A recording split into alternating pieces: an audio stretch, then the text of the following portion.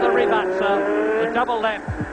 Senna's in trouble, could be fuel, so Senna slowed right down out of the blue, and one would hand there is Stefan Johansson right behind him. So, Stefan Johansson set the challenge, and if that's fuel, Senna has no chance of making it. He's rode right down.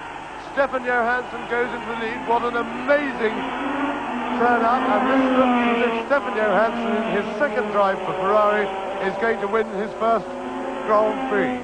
Probably won't pick up any points at all, because he's unlikely to be able to limp round for 3 laps. And that's Johansson. Johansson's in trouble now. Johansson is probably in fuel trouble, and Prost has now gone into the lead. What an incredible finish to the San Marino Grand Prix. Plans, and there is Senna parked off the track, presumably out of fuel. And to confirm that, with Johansson out of the race too, Elio De Angelis is up into second place. A 3-mile lap, and Nelson Piquet is out too. Yes, this extremely fast pace has really caused havoc. Out of the last corner he comes, a victory he probably never expected to get, and Alain Prost is across the line. Thierry Boutsen has run out of petrol on the starting line as the checkered flag goes out for Elio De Angelis to finish in second place. Boutsen was third, and Patrick Tambay is a lap behind him, and Stefan Johansson actually smiling. And that is Niki Lauda touring in. Now, very unofficially, with Boutsen, there's Boutsen pushing in. He's got his front wheels across the line.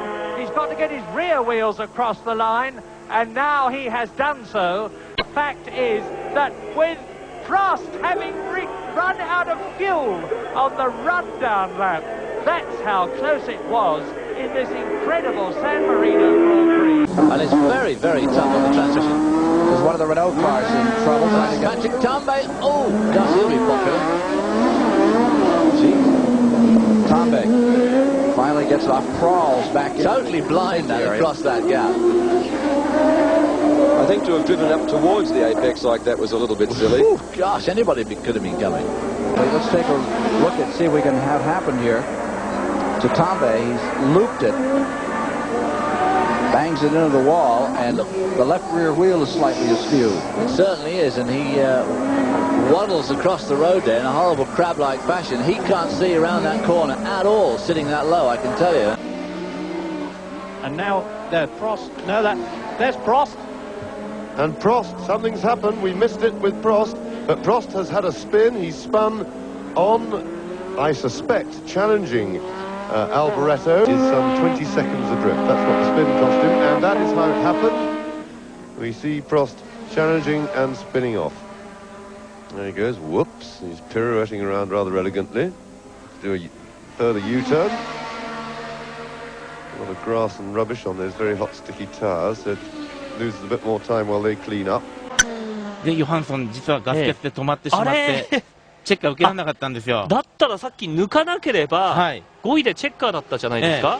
で、結局、まあ、周回遅れで、5位のままだったんですけどね。なるほど。ただ、やっぱり考えなきゃいけなかったんですよ。で、これデアンジェリスに乗せてもらって、で、皮肉なことにデアンジェリスはですね、レース終わった後、燃料タンクにガソリン20リッターも残ってた。燃費マイナスで出てたんで、こっちの方はね、ご表示だったので、ですから今で言うと、多分27、8キロ燃料が残ってる。Johansson, and he has done the sensible thing, and the team managers can now see that Rosberg's quickest, and they must call their drivers in immediately. I suspect that at the end of this lap, everybody's coming in, and they've dropped the car off the jack. So, a bit of a cock-up there by the Ferrari team, whose teamwork has not been the greatest here. And that must be Alboreto. That's Alboreto, I would guess, with yep, and that's engine gone and the whole thing on fire. That's very spectacular. That will be the turbo, the oil in the turbo taking off, and if I was McKaylee, I'd park that and get out of it rather quickly. But find a marshal's post, because as usual, the British marshals, the best in the world, will be onto it very quickly. I don't think McKaylee realises he's on fire. And he will certainly fact, he is out of the World Championship. No points again. This is the 5th retirement, or about to be, for Michele Alboreto. And this is going to be very nasty unless they get onto him very quickly in the pits, because that car is going to go up very soon, and there's about 40 gallons of petrol on it, and he's now cruising through the pit lane, as you can well see, pointing to the rear of the car and the flames as if everybody didn't know. And if I was in the pit lane, I would be hightailing it for the end as fast as my legs would carry me. But Michele Alboreto will be bitterly disappointed and frustrated. He's been pretty fed up with the Ferrari team. He's getting out of the car now. He's going to jump to safety. But there's some amazingly relaxed people in that pit lane. Let's look at the fire extinguishers getting into action. And that's it. That's it. Alboreto is out of the race. Alboreto is out of the World Championship. If Alain Prost finishes 5th or higher, he is going to be the world champion of 1985. Tires, and they did, and there is Father Mansell. Looks very happy indeed. And he has indeed got a chest muscles problem. Away goes the champagne, which I always think is a job. Take that, Alain Prost. That's for being world champion. And that is a very good place not to be after a race, I can tell you. Ayrton Senna's got a face for and is stinging his eyes.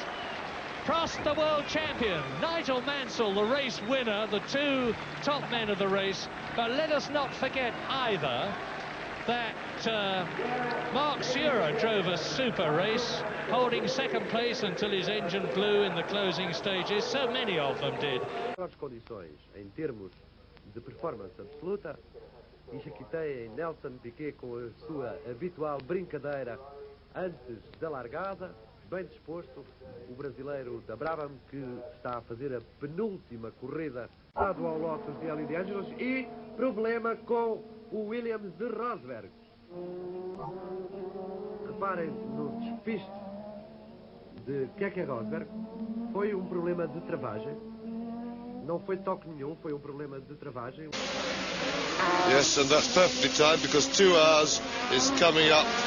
It will be up, and there we are. And what a battle. Now, let's have a look at this again, because Jacques Lafitte is furious with Streff.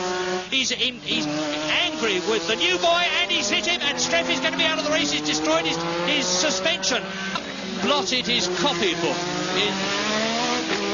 That means to say that Guy Ligier is going to lose a lot of money, because instead of having 2 cars home, and Streff is going to try and go for it, he's over the line into the last lap, so he will almost certainly qualify 3rd, because Capelli is a lap behind Streff, who's manfully trying to get the car home.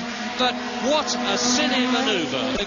We wait now for Jacques Lafitte to come in, and here he is. The Frenchman is going to finish. That's Philippe Streff, I'm sorry. We're waiting for Jacques Lafitte as we see Streff, and his front wheel is about to come off, I think. Rosberg touring in, and Streff's only just going to make it without his front wheel coming right adrift, because he's got a real handling problem now, to put it very mildly. Indeed, the front wheel, look at that suspension on Streff's car. Lafitte has meantime finished in 2nd position, and Streff is either going to come home on 3 wheels or just fail to finish. He's going now into Paddock Turn. Well, he can get the car home, and I'm looking at the timing apparatus now to see how far Ivan Capelli is behind him. Too far to finish in 3rd position. And Streff is amazingly going to finish as Martini goes past him to unlap himself. But Streff has got a most peculiarly designed Ligier now, with the front wheels out of track, out of line, out of kilter, but he's into the finishing straight to finish 3rd, but having been unlapped by Gerhard Berger.